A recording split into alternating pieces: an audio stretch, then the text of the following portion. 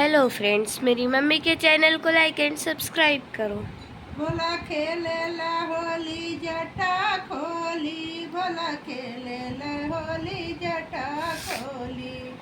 पहिला होली कैलाश में खेले, पहिला होली कैलाश में खेल।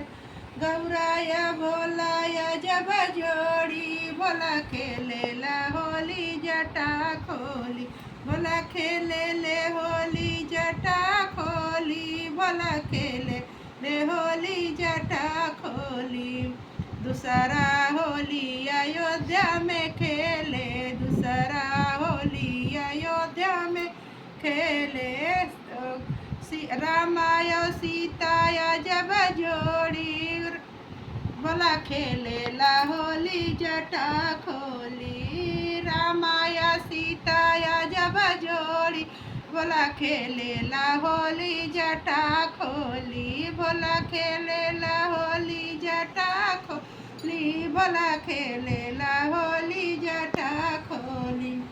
तीसरा होली वृंदावन में खेले, तीसरा होली वृंदावन में खेले।